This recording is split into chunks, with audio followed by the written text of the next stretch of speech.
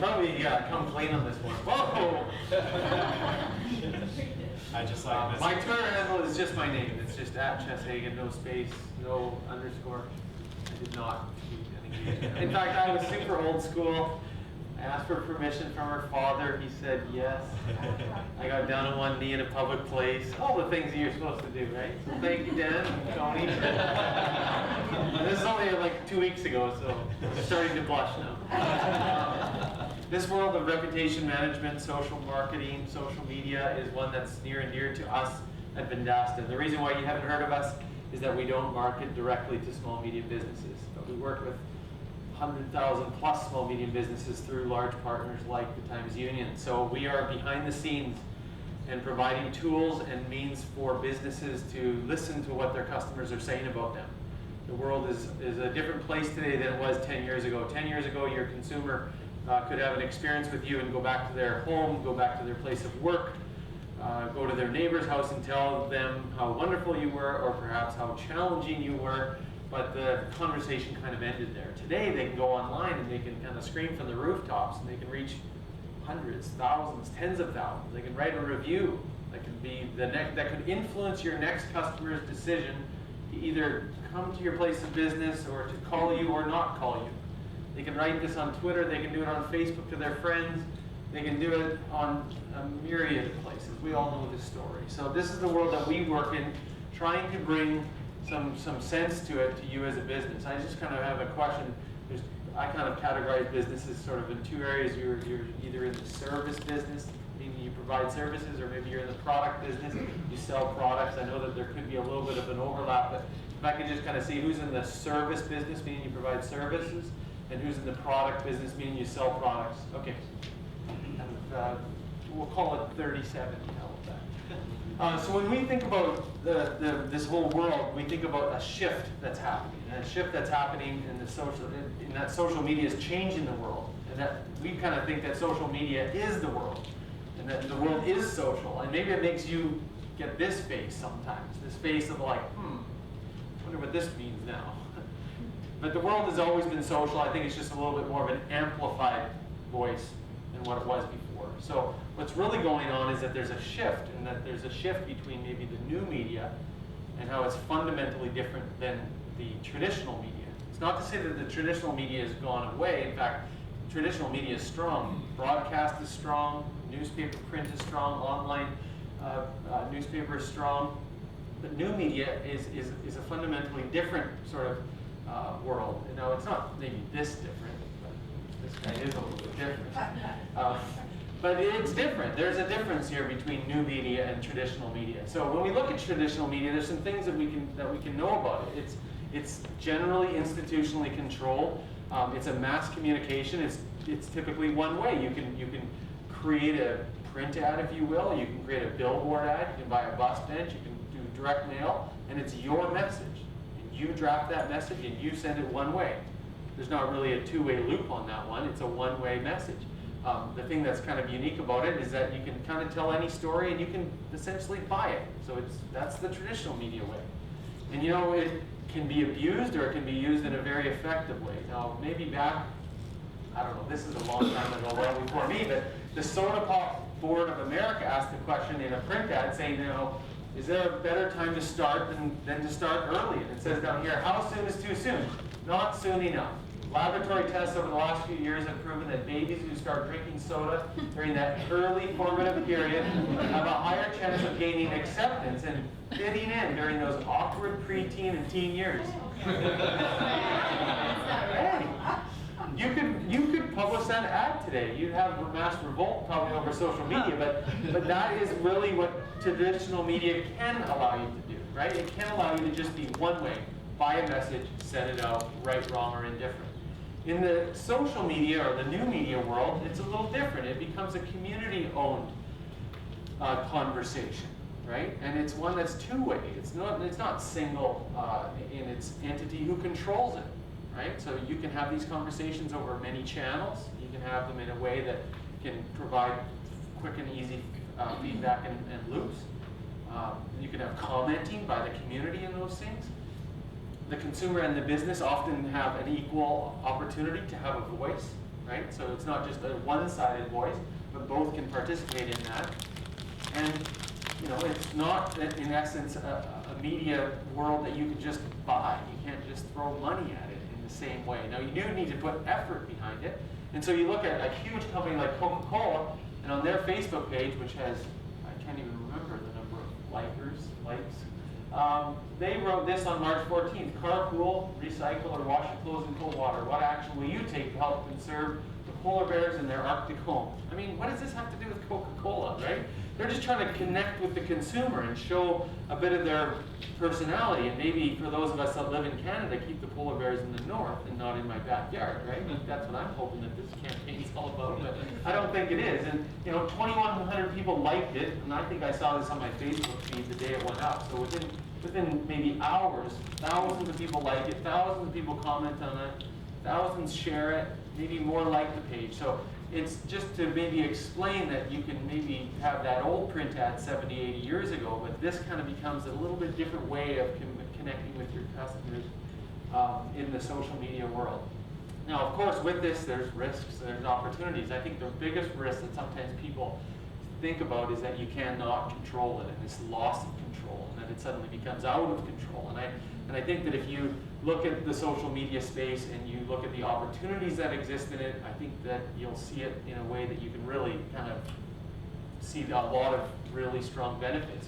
I mean, first of all, I think that for maybe the first time, you can now communicate directly with your clients and have a two-way communication. Dan showed that graph on one of his early slides that showed that the internet early was kind of Yahoo and Google made sense of search, and then you could buy, and then the right-hand column was all about the conversation, where the web is kind of being about this conversation now, right, where we can communicate. And so now you can really, if you think about it, for maybe the first time, you can participate in real time, like today, communication with your customers. That's pretty cool and meaningful. There's also this opportunity in the sense that it doesn't need to cost you a tremendous amount of money. You don't need to have a phenomenal budget to be active in social media. You certainly need a big budget to maybe advertise on television. Understanding the effectiveness and the results of your message is very, very different. You can understand almost like literally within seconds or minutes, sometimes in an hour, whether your campaign or your effort is worthwhile. If you do a print ad, well then you might have to go see a focus group or like interview your customers or send out a survey to see if it was well received or not well received.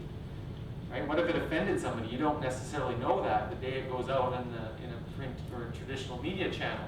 If you do it in a social media channel, you do kind of get this instant feedback, right? People are commenting on it, maybe sharing it, they're maybe communicating back to you.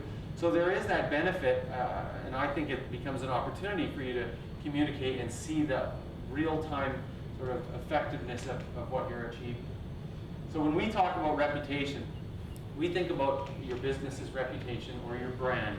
Really, those things are kind of interchangeable as being not just what you say about yourself, but what your customers also say about you, what others say about you. It's a sum of those two parts, right? What you say about yourself, what others say about you. That's now your reputation. So certainly you need to be very, very aware of the listening aspect, listening to what they're saying, because it ultimately is going to define you and might determine whether the next customer chooses to come see you or not. So when we look at this, you're not going to be able to maybe read this from where you're at, so I won't. I was going to read every line. What this says is, to what extent do you trust the following forms of advertising? And it's not really surprising, the results. That green line says, I trust completely or I trust somewhat. And the top result is recommendations from people I know. So if John and I are friends, and he uses a realtor back there who's a great guy, and then he tells me, hey, you need to go talk to him. Well, that's a personal recommendation. John and I are friends. I think I'm going to trust that, right? The second one says consumer opinions posted online. So, if we're not friends, but I see a post by you, then again, there's some good solid trust factor there. We see newspaper ads, editorial content such as the newspaper article high on that list from a trust factor, and then down at the tail end, it's sometimes some of the most sort of ad-driven type models. But the message here is that people trust the people they know first, and they also trust other humans in the sense of recommendations from even strangers. They trust that more than traditional advertising. So this is kind of driving at the what drives us as consumers is often the opinions of others, those that we know, even those that we don't know. So when we talk about reputation, this is an area that's near and dear to me and to us. We like to look at it from what should I do? Okay, I'm a business owner. What do I do now? Well, we think that it starts with being having some intelligence and looking at your own business and seeing what kind of things are out there already. And it kind of starts with this matter of visibility and presence. So, as a business, I can be present on many different places online, right? I can have a Bing local listing, a Google Plus local listing, a Yahoo local listing, a Yelp listing. If I'm a restaurant, I might be on Urban Spoon. If I'm a hotel, I'll be on TripAdvisor. If I'm a car dealer, I'm on Edmunds, Dealer Rater, and Cars.com. If I'm a doctor, I'm on Vitals. You get the idea. It's exhausting, right? So a tool needs to tell you where you're present, where you're not, and is your data correct? So is your phone number correct? Is your address correct? Is your business name consistent? Because when all these things are consistent, then you'll perform better on search because there's a higher trust factor that your business is right. If you have multiple addresses, if you have duplicate listings, if you're not present, of course that's going to affect you, right? That's going to affect your ability to be found, right? Not just a Google Plus local listing is enough. You want to make sure that you have a Facebook page and that you're aware of your Foursquare page and that you're aware of all of the other places online. So presence is a very, very big part. We look at the presence of a business or your visibility on the web, on all of these places that you ought to be, as being essentially your brand, and it's managing your brand. And if you look at managing your brand, you can look at an X and Y axis like this, right? Where on the left-hand side, the Y-axis is my visibility. I'm not visible at all at the bottom. I'm visible everywhere at the top. And then my customer satisfaction or my reputation is on the bottom. Very, very unhappy customers on the left. Ecstatic customers on the right. Now, if I'm a business that happens to be up here, everybody's unhappy with me, but I'm visible all over the web. Well, I'm probably a scam, right? And if I'm, everybody loves me, my customers think I'm fantastic, but I have no presence on the web, well, we call that a shame. That's a shame, right? So where do you want to be? You want to be up here, because when you're making people happy and you're visible all over the web, your brand is strong, your reputation's strong, we call that winning. That's the right approach for it. So then when we talk about ratings and reviews, right, some of those sources where you might be visible allow consumers to write about you. And that can be a little bit terrifying as a business, because sometimes people could write negative things. Oh my goodness. How do I deal with that? I'll maybe answer that question at the end. But they can also write positive things. So in a platform that provides you with a tool to see it all, so you don't have to wake up in the morning and go, oh my goodness, first thing, reach for the mobile phone. Right? Second thing, use the restroom. I mean, no, I won't keep going with that one. But you're not going to wake up in the morning and go on Yelp, go on Google Plus Local, go on Yellow Pages, go on City Search, Insider Pages. I mean, the list goes on and on. And then what, do it once more before lunchtime? And then, no, you're not going to do that. So you need a tool that helps you listen. Because the average business has 20-ish reviews and probably only gets 3 or 4 per year on average. Sure, restaurants get a whole lot more, car dealers get a whole lot more, but maybe your type of business doesn't. But those reviews, while maybe infrequent, will most certainly influence your next customer's decision to come visit you. So you need to be aware of them, and the tool needs to bring them to the forefront. Then, of course, customers can write about you anywhere else. Right? Twitter is one place. This is just a screenshot to show you that. They might say very positive things, that's why you see green, and they might say very negative things. And there could be some words up there, but I'm going to just keep on moving. But those are the things that you want to be aware of, and you want to have a tool that helps you listen to what communication is going on about you, your business, maybe some of your key personnel. Maybe you want to track some of your competitors. The tools like ours allow you to do that. You can learn more through your Times Union folks. When you look at social, you want to look at social a little bit differently. Of course, as a business, you want to track the analytics of, how are my followers on Facebook, my Twitter followers, if I'm in a business where people, come in and check in and use Foursquare, there's 25, 30 million people on Foursquare, then you ought to follow that, because the comments on Foursquare are basically like reviews written on any other site like Yelp or Google Plus. Right? And so you want to be very, very aware of listening to your social channels in a sort of a unique way, because there can be a lot of traffic there. Finally, your competitors, you want to kind of see, how am I faring against my competitors? This is a restaurant here in Jacksonville, or say, I just looked it up, I don't know if you guys have ever been there, but in comparison to, yeah, somebody's been there, okay. In comparison to a few of their competitors, and I just picked those randomly, for French restaurant in Jacksonville, they got a pretty strong share of voice. But if you asked yourselves, well, what's my share of voice compared with my 3 or 4 top competitors? These types of tools are out there that allow you to see, hey, do I have a booming voice or do I have a really, really quiet voice? And so these tools you want to find, and they can help you determine, am I on the right track and how do I measure up? So when you think about the next steps, you want to think about, okay, so I've done the intelligence work, right? I have a tool that's now helping me listen. It's helping me, track my ratings and reviews. It's helping me show my presence, my mentions, and those types of things. And now I want to use these new media tools to, wait, these sound an awful lot like building my business. Build fans, find and cultivate leads, perform customer service. This doesn't sound like some crazy idea that the new internet is bringing. This just sounds like good old-fashioned running my business, right? So there's tools out there that allow you to do this. You want to find ones that are effective. So when you think about building fans, you can use social media channels today to find people with proximity to you, meaning within maybe 5 or 25 miles of you if you're here in Jacksonville. And you can use these to maybe find content that's really quite similar to what you're involved with. And you can republish that content. You can give them attribution. You might find that you get a new fan.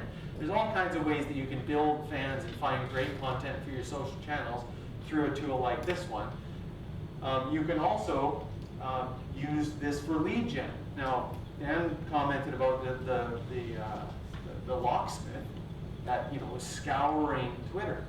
But you don't even need to scour Twitter. You can have a tool like this that constantly monitors Twitter. And 3 minutes ago, now this is a screenshot, mind you, but I can show you a live example. 3 minutes ago, Anne-Marie Del Franco said, first time meeting new clients, he locked his keys in his car, and it was probably raining like it was 15 minutes ago. And right in line, replied. Now that is an actual legitimate lead. Now, if you're in any type of service business, I'm quite certain we can find you probably leads every single day from people showing intent. Now, it's not always about like, here, call me, I'm going to sell you something. Sometimes it's like reaching out in a clever way. Sometimes it's about being, having a gentle approach, saying, hey, hopefully you got your keys out. Next time, maybe keep my number handy. So it's not always about like selling. I'll get to that approach and kind of what's the most effective in a moment.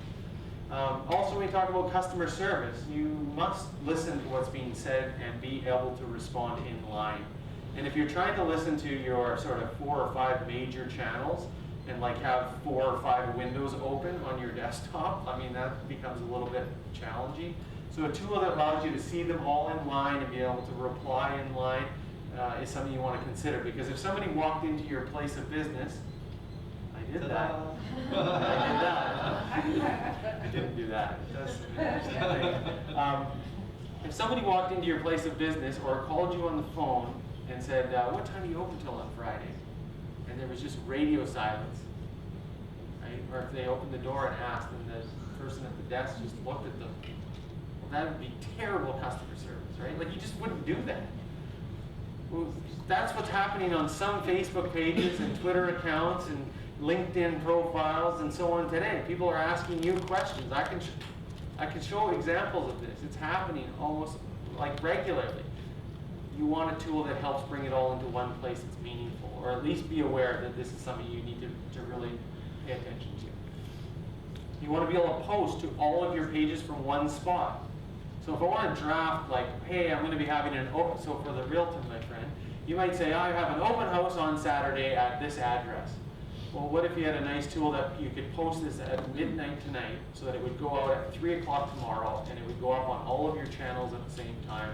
I mean, there's tools that do this today. You might be aware of them, but how about one that encompasses all the things that I've been showing you today? They're out there for you. Times Union folks can tell you about it. Now, of course, there's always lots of excuses, right? It's like, oh my goodness, and I understand.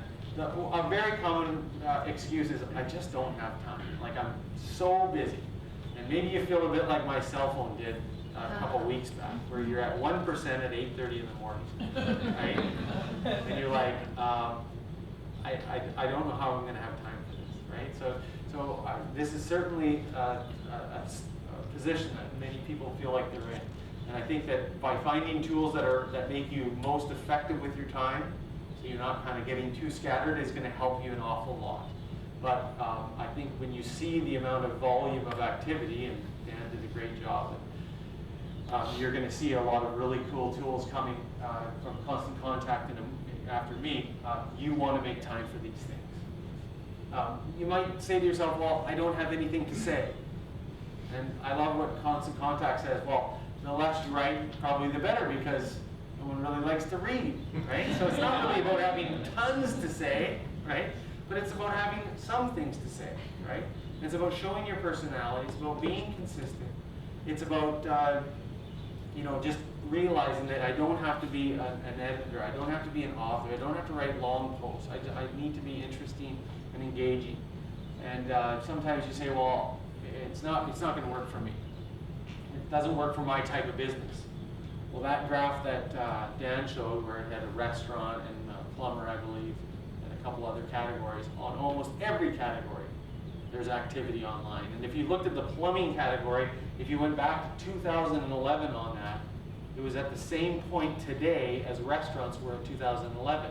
And I was using the internet as many of you or all of you were in 2011, looking for restaurants, looking for plumbers at about the same rate today. So yes, some categories might be a little bit lagging in the volume of activity, but every category of business is going to be there. So I don't think this final excuse is one that you should rely on. I think you'll miss a lot of opportunities if you kind of lean on that one too much. So I'm very conscious of time. I'm going to move real quickly through this last little bit here. Realize that you're going to potentially make some mistakes. Mistakes are okay, right? I think some of the common mistakes is that you can find yourself kind of wanting to use it to sell, especially if you're kind of like a real born and bred salesperson. You'll want to just sell, sell, sell. And I think you want to be listening more, and you want to provide good insight, and you want to provide sort of that coaching in most cases. I think that we see another mistake where an effort is not sustained. It maybe goes in spikes and then a big dry period. And a lesser consistent amount is better than, oh, I did like 4 posts today and then I take 4 weeks off. A more consistent approach is a much better one. And don't be afraid of the odd rogue or inappropriate comment that you or your people might make. You can recover from them. Some of them are pretty interesting that have gone on in the past. I mean, this one here happened by the Red Cross. They have almost 900, I think it's almost 1 million Twitter followers. And somebody using their Hootsuite tool posted this, probably thinking he was going to put it on his personal account, right? And he says, Ryan found 2 more 4-bottle packs of dogfish. When we drank, we do it right. And I don't think this was intended to go up on the Red Cross Twitter handle, right? But you know, Red Cross did a pretty cool thing. They used a clever response, being like, everything's okay. So don't worry, you can recover from these things. Okay, you can recover from these things. And you know, the outcome was actually pretty good. People like this beer sold out. People were donating blood that hadn't donated blood before. So just don't get too concerned as to how you manage your social channels. Like, I don't think you need to sit back and have like a real vetting period behind every post you put up. I think you need to use good common sense. And I'll talk about some of those things in just a moment. So how not to, sorry, realtor. But sometimes there's a couple more here. Okay, so in the official real estate referral group, some of the comments from this poll, today's poll. If you could get buyers one piece of advice from Mark, what would it be? Call me. Wrong. Not a good approach, right? A little further down in the comments, some nice responses. And I invited out names so that nobody was embarrassed in case they were a family member or friend. But like, get qualified through a reliable lender. Choose an agent that works hard for you and understands your needs and wants. Those are a better approach than call me in all caps, right? Big difference. A much better approach. Okay, so how do I start? A couple things. I mean, monitoring your online reputation to me is just like, I mean, you have to do it. It's vital. It's vital to do. Have a good web presence online, meaning be aware of where you are visible online, and don't forget mobile. Why?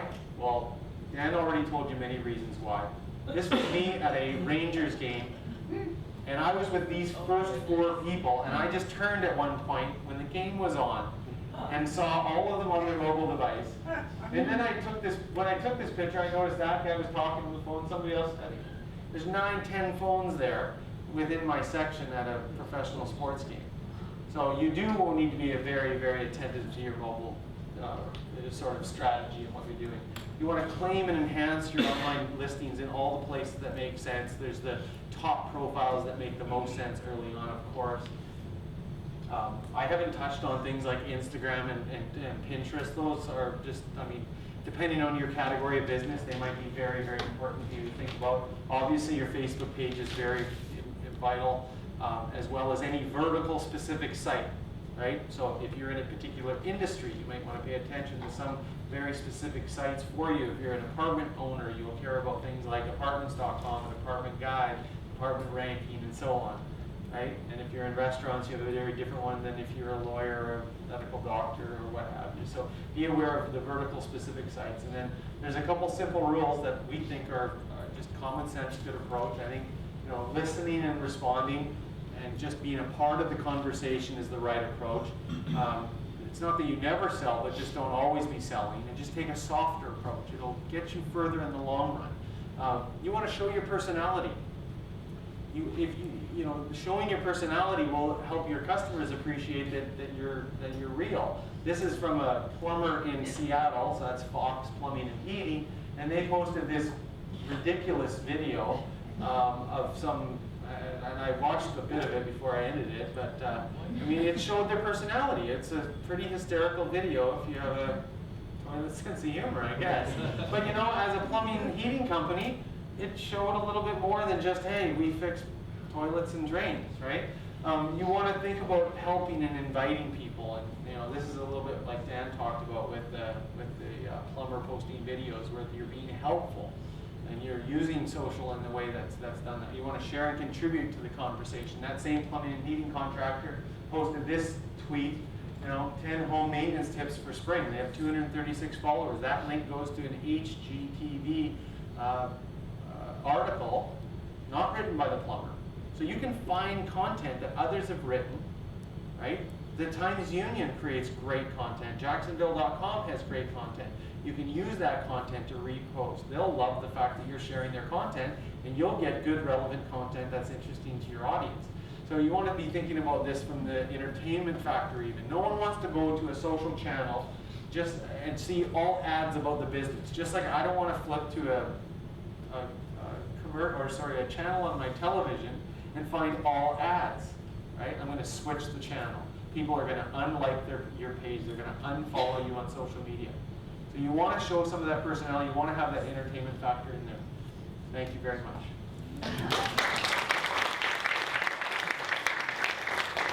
Hold on, Jess.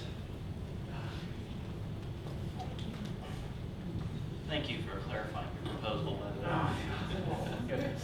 If anyone posts anything about this. Done. Too late. Instagram.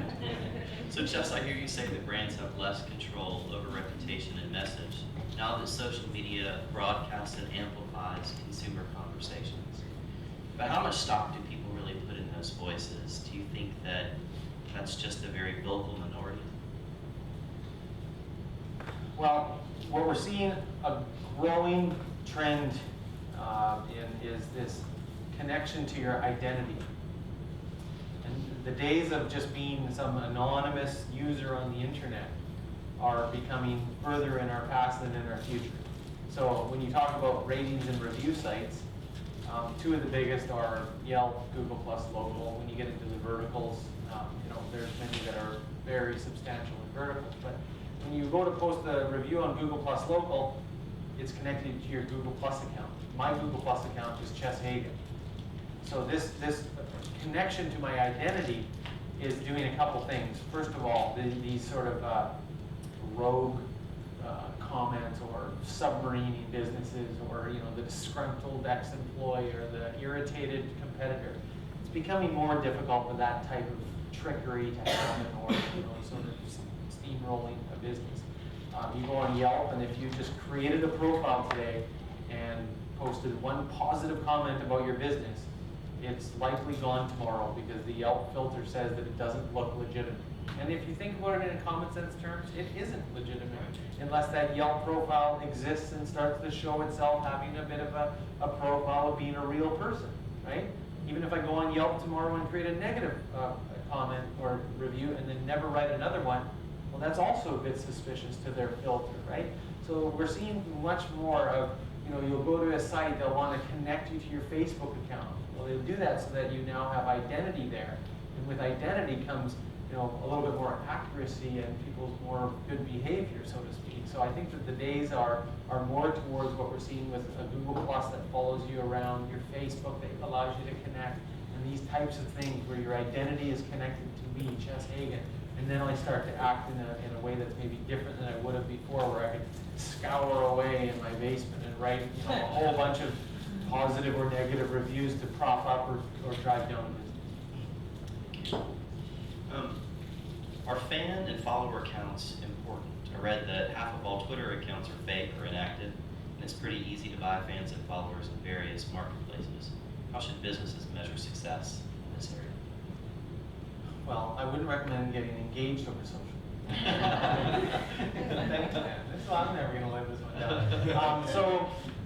I think it depends on your business. I think that if you chase after fans and followers, I think that that's a bit of I don't know if that's the best course. I know the example of a mortgage company in my hometown that took a photo of 2 tickets to a playoff hockey game, and they posted on their Facebook page, and they said, if you like it, share it, follow our page, you'll get entered into a draw. It just took off. They had 1,000 fans. They were like, hey, this is great, but was that effective? Did they get more mortgage business because of it? Were those people that they were now connected to real, legitimate potential customers? It's arguable. I think if you ask them, they'll say, yeah, maybe wouldn't do it again. So that's maybe an example of chasing after fans and followers, which I think the better approach is to look at your business and say, what kind of things can I practically do? If I'm in the service business, I can start using social today to find consumers that are showing intent, and I can reach out to them in a nice, creative way. If I already have a Facebook page and Twitter accounts and some of these tools that you think are the right choice to connect to your existing and future customers, then make sure that they're on your marketing material, that they're published on your business card and your direct mail piece and on your ads and in your place of business. And you can use them if you're a product company to offer specials and coupons and use those methods to try to drive a consistent growth. So I think it's about quality over quantity every time. And I think that, look at where your business is at, who your customers are, and then spend the time in the areas where that might make the most sense. Inevitably, as great as we all are in our positions and in our companies, there could be a situation where someone is unhappy with our product or service, and it results in some sort of communication online. What would you recommend a small or medium-sized business do? How would they combat that online? Yeah, so as maybe the question of like a negative review or somebody like coming out and saying something really kind of unfriendly to you, avoid the really strong C-sharp words. But I think some of the early, it's tempting sometimes when it cuts at you personally, if it's your business, or if you were personally aware of that situation and you feel like you've been kind of called out in the wrong. Sometimes the emotional side wants to kind of lurch out of us. I think it's very, very important for people to take like an unemotional approach, be apologetic, and take the high road, as hard as that might be to do, and then get that conversation offline. A negative review on any one of the review sources could affect your next customer's decision to pick up the phone and call you or visit your business. But you might be able to turn that around if that negative review sees a very sincere, professional response from the owner that says, hey, we're really sorry for your experience. We always try to do our best, but sometimes we make mistakes. Call in and talk to Tom, our manager. He's going to make this right. Now think about that if you're the next potential customer of that business. You're going to read that and be like, hey, everybody has a bad experience. Everyone's allowed to have that bad experience. have an irritated customer. It happens to every business. But look, the owners care enough to so I think that is the approach to take. If it's over Twitter and some of those things, you're better off to just not let them spin up. Like if somebody makes an attack at you over a social media channel like Twitter, I just wouldn't respond because you risk it just kind of accelerating. But on things like review sources, I think you want to make sure that you handle it in the way that I described, unemotional, apologetic, and take the high road on it. Absolutely. I think we have time for maybe 1 or 2 questions for Chess from the audience. Does anyone have a question for Chess? Yes, ma'am, in the back. I was just curious, what is your opinion on how to combat the removal of reviews? I mean, you did just kind of touch on it that, if I direct a customer to leave a review, they've just created their Google account or Yelp. I mean, it's going to be filtered. I've noticed the auto industry is filtered from Google heavily, like automobile dealerships. And I'm just kind of curious, we're in the business to help our customers' reputation. So how do you combat? I mean, we're not putting false reviews. We're asking for legit customer reviews. They take the time, they sign up, they do it. I turn around next week and I've lost 5. Yeah. So it all depends on the review sources. Okay, so there's different approaches by all of them. There was kind of a few different questions there, so I'll try to answer a few of them in one sort of go here. As I described before, Yelp is a very interesting approach because if you read inside the Yelp business pages, they talk about their algorithm, if you will, on how they present relevant results to the consumer. And you'll see a lot of filtered results that are behind the caption that they claim to be suspicious. And if you look at those, they typically are written by users that have written 1 review. So it's absolutely ineffective, for the most part, to create a Yelp account or ask somebody to review you on Yelp if they're not a Yelper. If somebody is a Yelper, then yeah, that's a great person because they're considered a trusted voice, right? On many other sources, it's handled in a little different way. I'm not familiar with anyone that kind of does it like Yelp. There's the Demand Force organization that works a lot in dentistry and a couple other verticals. They were bought by Intuit. They work to get reviews on places like CityGrid and other sources. So there's various models, right? And I think that it kind of comes down to this.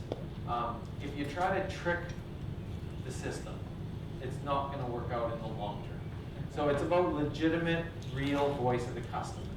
And one thing that's really interesting, if you ask customers to review you, they will. Maybe not 100%, it might be more like 15 to 20%, because we've done some tests on this. But you need to give them a little bit of coaching. Sometimes it's like, hey, here's our 4 or 5 places that you could review us, and give them a little bit. Hey, if you're not a Yelper, then don't review us on Yelp, but maybe review us on Yellow Pages or review us on Google Plus Local. Google Plus Local is a great place for that to happen because it could influence where you sit on the stack on Google local results. Because there's no known fact as to whether that does or not. I don't think it'll hurt you to have a bunch of reviews, is what I would just add there. Well, thank you, Chess, on behalf of everyone. We appreciate you coming all the way from Canada. Thank you.